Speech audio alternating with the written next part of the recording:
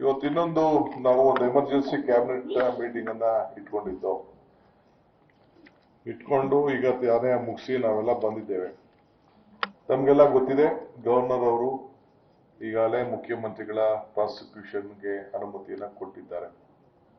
So entire cabinet ಈ ವಿಚಾರವನ್ನ ಮತ್ತೆ ಕಂಡಮ್ ಮಾಡಲಿಕ್ಕೆ ನಾವು ಈಗಾಗಲೇ ತೀರ್ಮಾನವನ್ನ ಮಾಡಿದ್ದೇವೆ. ಯಾಕೆಂದ್ರೆ ಕಾನೂನು ಬಾಹಿರ, ಸಂವಿಧಾನ ವಿರುದ್ಧ, ಪ್ರಜಾಪ್ರಭುತ್ವದ ವಿರುದ್ಧ ಈ ಒಂದು ತೀರ್ಮಾನವನ್ನ ಮಾಡಿದ್ದಾರೆ.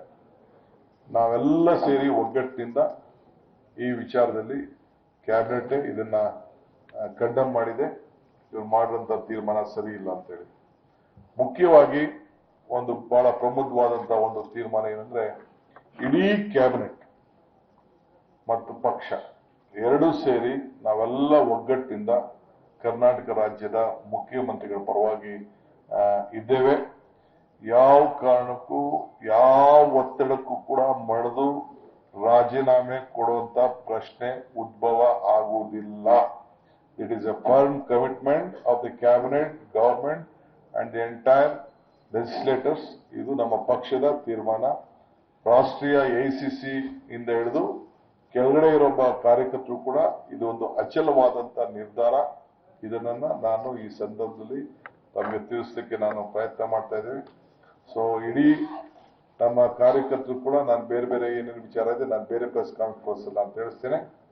ಇವತ್ತು ನಾವು ಗವರ್ನರ್ ಅವರು ಏನು ತೀರ್ಮಾನ ಮಾಡಿದ್ದಾರೆ, ಏನು ಪ್ರೊಸೀಜರ್ ಇದೆ, ಆ ಪ್ರೊಸೀಜರ್ ಕೂಡ ಪ್ರೋಸೆಸ್ ಕೂಡ ಅವರು ಸರಿಯಾದ ರೀತಿಯಲ್ಲಿ ಸೆಕ್ಷನ್ ಯಾವ ರೀತಿ ಪ್ರಿವೆನ್ಷನ್ ಆಫ್ ಕರಪ್ಷನ್ ಆಕ್ಟ್ ಮಾಡಬೇಕು, ಬೆಳಗ್ಗೆ ಕೃಷ್ಣ ಬೈರೇಗೌಡರು ನಿಮ್ಗೆ ಎಕ್ಸ್ಪ್ಲೈನ್ ಮಾಡಿದ್ರು, ಅದನ್ನು ಕೂಡ ಅವರು ಫಾಲೋ ಮಾಡಲಿಲ್ಲ. ಆಮೇಲೆ ನಮ್ಮ ಅಡ್ವೈಸ್ ಏನಿತ್ತು, rejection of the advice, whatever ನಾವೇನು ಅವ್ರಿಗೆ ಮಾಡಬೇಕು ಅಂತ ಮಾಡಿದ್ದೋ ಅದನ್ನು ಕೂಡ ಅವರು 163 ಆರ್ಟಿಕಲ್ ಪ್ರಕಾರ ನಾವೇನ್ ಕಳಿಸಿದ್ದೋ ಅದಕ್ಕೂ ಕೂಡ ಅವರು ಗೌರವನ ಕಳಿಸಿದ್ದಾರೆ. ಆಮೇಲೆ ಅವರು ಅವರ ಆರ್ಡರ್ ನಲ್ಲಿ ಕಳಿಸ್ಕೊಟ್ಟಿದ್ದಾರೆ, he has given a selective reporting of Supreme Court cases. ನಾವು 7 ಜನ ಇರೋಂಥ ಜಡ್ಜ್ಮೆಂಟ್ ಕೂಡ ನಾವು ಅದರಲ್ಲಿ ತೀರಿಸಿದ್ದೇವೆ. ಶರ್ನೀಲ್ ಸಿಂಗ್ ಸ್ಟೇಟ್ ಆಫ್ ಪಂಜಾಬ್, ಮೊರೋರಾಮ್ ಯೂನಿಯನ್ ಆಫ್ ಇಂಡಿಯಾ, ಹಿಂಗೆ ಸುಮಾರು ಆಗಿದೆ. ಸೊ ಅಂತವೆಲ್ಲ ನಾವು ತಿಳಿಸಿದ್ದೇವೆ. ಯಾವುದು ಕೂಡ ಅವರು ಗಣನೆಗೆ ತೆಗೆದುಕೊಂಡಿಲ್ಲ, ನಮ್ಮ ಕ್ಯಾಬಿನೆಟ್ ನೋಟ್ ನಲ್ಲಿ ನಾವು ಮಾಡಿಲ್ಲ. ಆದ್ರಿಂದ ನಮ್ಮ ಸೆಂಟ್ರಲ್ ಗವರ್ಮೆಂಟ್ ಉಪಯೋಗಿಸ್ಕೊಂಡು, ಗವರ್ನರ್ ಆಫೀಸ್ ಉಪಯೋಗಿಸ್ಕೊಂಡು ಏನಿದೊಂದು ರಾಜಕಾರಣ ನಡೀತಾ ಇದೆ, ಇದಕ್ಕೆ ನಾವು ನಮ್ಮ ಧಿಕ್ಕಾರವನ್ನ ನಾವು ಇಲ್ಲಿ ಹೇಳಲೇಬೇಕಾಗಿದೆ. ಇದನ್ನ ಕಂಡಮ್ ಮಾಡಲೇಬೇಕಾಗಿದೆ.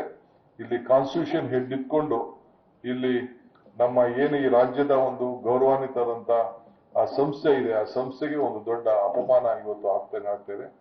ಅದರಿಂದ ನಾವು ಸಂಪೂರ್ಣವಾಗಿ ಇದಕ್ಕೆ ನಾವು ನಮ್ಮ ವಿರೋಧವನ್ನ ಮತ್ತು ಖಂಡಮನ ಮಾಡುವಂತ ವ್ಯವಸ್ಥೆಯನ್ನ ನಾವು ತೀರ್ಮಾನವನ್ನ ಇವತ್ತು ಮಾಡಿದ್ದೇವೆ. ಮತ್ತು ಮುಖ್ಯಮಂತ್ರಿಗಳು ಕೂಡ ಕೆಲವು ವಿಚಾರಗಳನ್ನು ನಿಮ್ಮ ಹತ್ರ ಹಂಚಿಕೊಳ್ತಾರೆ. ಉಪಮುಖ್ಯಮಂತ್ರಿಗಳು,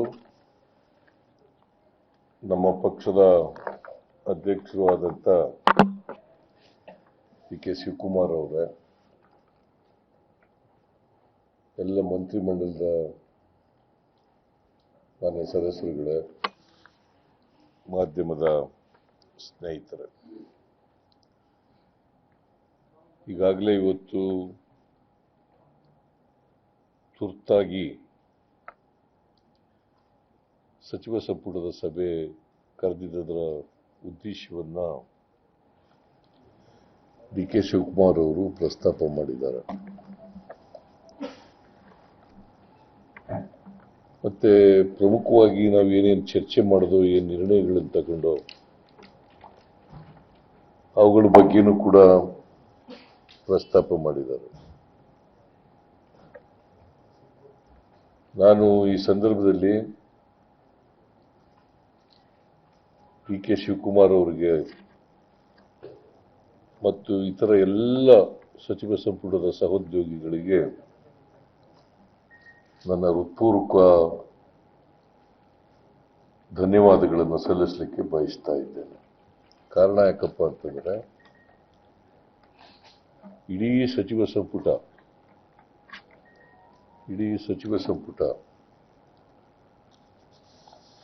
ಇನಾನಿಮಸ್ ಆಗಿ ಸಾಲಿಡಾರಿಟಿಯನ್ನ ಎಕ್ಸ್ಪ್ರೆಸ್ ಮಾಡಿದ್ದಾರೆ.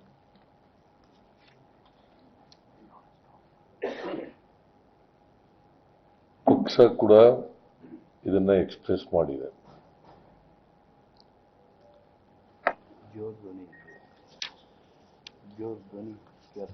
ಜೋರಾಗಿ ಕೇಳಿಸ್ತಾ ಇಲ್ವಾ?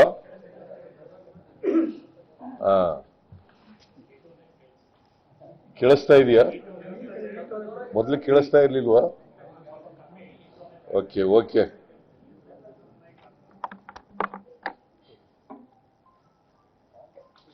ಇಡೀ ಪಕ್ಷ, ಕಾರ್ಯಕರ್ತರುಗಳು,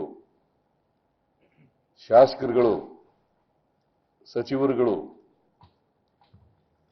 ಸಾಲಿಡಾರಿಟಿಯನ್ನ ವ್ಯಕ್ತ ಮಾಡಿದ್ದಾರೆ. ಹೈಕಮಾಂಡ್ ಕೂಡ ಸಂಪೂರ್ಣವಾಗಿ ಈ ಸಂದರ್ಭದಲ್ಲಿ ನನ್ನ ಜೊತೆ ಇರ್ತೇವೆ ಅಂತೇಳಿ ದೂರವಾಣಿ ಮೂಲಕ ಮಾತನಾಡಿದ್ದಾರೆ. ಆದ್ದರಿಂದ ಹೈಕಮಾಂಡ್ನವರಿಗೆ ಮತ್ತೆ ಶಾಸಕ ಮಿತ್ರರಿಗೆ, ಕಾರ್ಯಕರ್ತರಿಗೆ,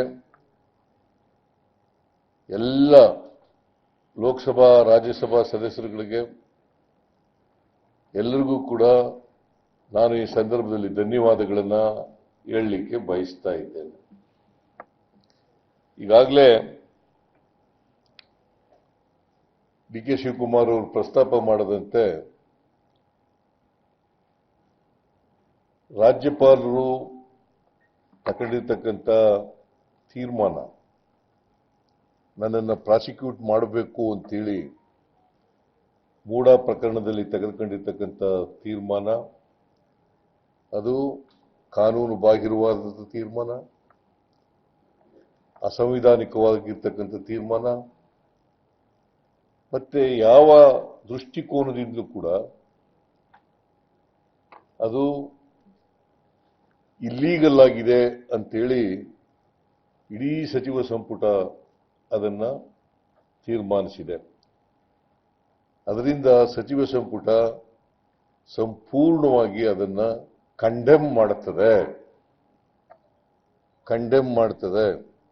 ಇದಕ್ಕೆ ಯಾವುದೇ ಕಾನೂನಿನ ಬಲ ಇಲ್ಲ, ಸಂವಿಧಾನದ ಬಲ ಇಲ್ಲ ಅಂತೇಳಿ ತೀರ್ಮಾನವನ್ನು ಮಾಡಿದ್ದಾರೆ. ಇದು ಒಂದನೇ ತೀರ್ಮಾನ. ಎರಡನೇ ತೀರ್ಮಾನ, ರಾಜ್ಯಪಾಲರು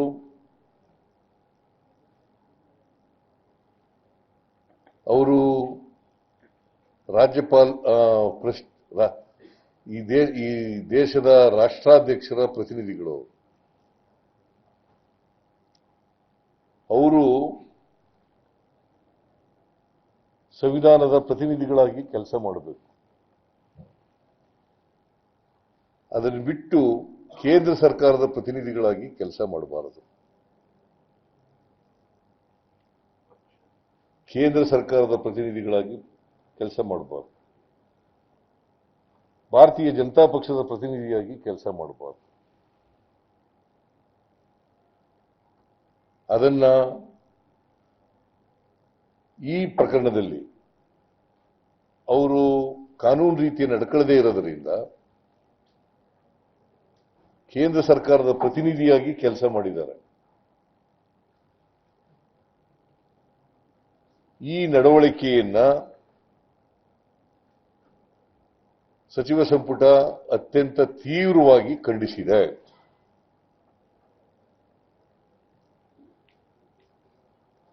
ಮೂರನೇದು, ಕೇಂದ್ರ ಸರ್ಕಾರ ಅನಗತ್ಯವಾಗಿ ಜನಗಳ ಆಶೀರ್ವಾದದಿಂದ ರಚನೆಯಾಗಿರ್ತಕ್ಕಂಥ ಕಾಂಗ್ರೆಸ್ ಸರ್ಕಾರವನ್ನ ಅಸ್ಥಿರಗೊಳಿಸಲಿಕ್ಕೆ ರಾಜ್ಯಪಾಲರನ್ನು ಬಳಸ್ಕೊಳ್ತಾ ಇದ್ದಾರೆ. ರಾಜ್ಯಪಾಲರು ಅವರ ಕೈಗೊಂಬೆಗಳಾಗಿ ಕೆಲಸ ಮಾಡ್ತಾ ಇದ್ದಾರೆ.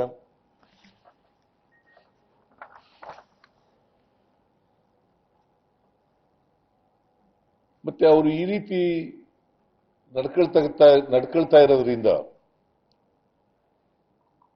ಪ್ರಜಾಪ್ರಭುತ್ವ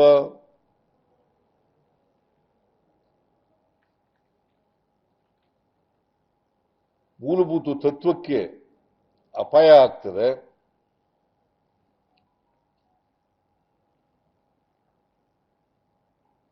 ಫೆಡರಲ್ ವ್ಯವಸ್ಥೆಗೆ ಧಕ್ಕೆ ಬರ್ತದೆ.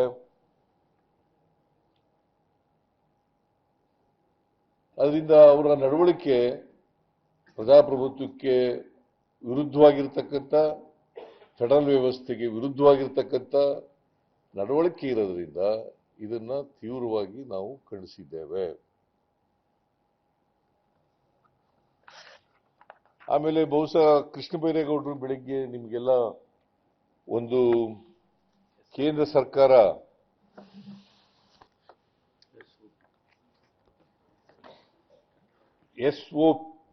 SOP standard of operating procedure, standard operating procedures SOPS, ಇದ್ರ ಕಾಪಿ ಎಲ್ಲ ಕಳಿಸಿರ್ಬೇಕಲ್ಲ ನಿಮಗೆ, ಇದೆಯಾ? ನಿಮ್ಮ ಹತ್ರ ಎಲ್ಲ ಕಳಿಸಿರ್ಬೇಕಲ್ಲ. ಅದ್ರಲ್ಲಿ ಬಹಳ ಸ್ಪಷ್ಟವಾಗಿ ಹೇಳಿದ್ದಾರೆ ಕೇಂದ್ರ ಸರ್ಕಾರ. ಇದು ಕಳಿಸಿರ್ತಕ್ಕಂಥದ್ದು 3rd ಸೆಪ್ಟೆಂಬರ್ 2021, 3rd ಸೆಪ್ಟೆಂಬರ್ 2021 ಎಲ್ಲ ಚೀಫ್ ಸೆಕ್ರೆಟರಿಗಳಿಗೆ, ರಾಜ್ಯದ ಎಲ್ಲ ಚೀಫ್ ಸೆಕ್ರೆಟರಿಗಳಿಗೆ, ಆಮೇಲೆ ಯೂನಿಯನ್ ಟೆರಿಟರೀಸ್ಗಳಿಗೆ ಕಳಿಸ್ಕೊಟ್ಟಿದ್ದಾರೆ. ಸಬ್ಜೆಕ್ಟ್ ಏನಪ್ಪಾ ಅಂತಂದ್ರೆ standard operating procedures for processing of cases under section 17A of the prevention of corruption act 1988 ಅಂತ ಇದನ್ನ ಕಳಿಸ್ಕೊಟ್ಟಿದ್ದಾರೆ. ಇದೆಲ್ಲ ನಿಮಗೆ ಕಾಪಿಗಳೆಲ್ಲ ಸಿಕ್ಕಿದಾವೆ.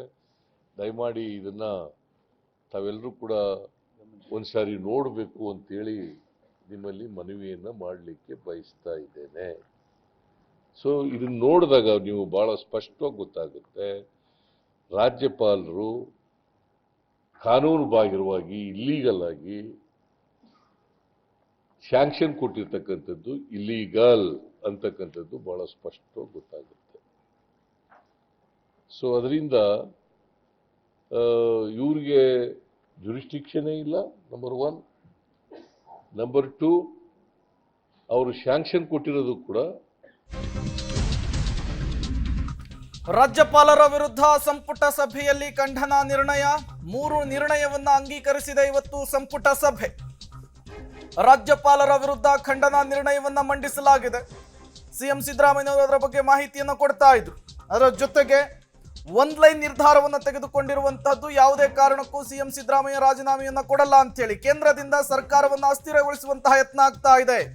ರಾಜಭವನದ ದುರ್ಬಳಕೆಯ ಆರೋಪದಲ್ಲಿ ನಿರ್ಣಯವನ್ನು ಅಂಗೀಕಾರ ಮಾಡಿದ್ದೇವೆ ಅನ್ನುವಂತಹ ಮಾಹಿತಿಯನ್ನು ಕೊಟ್ಟಿದ್ದಾರೆ.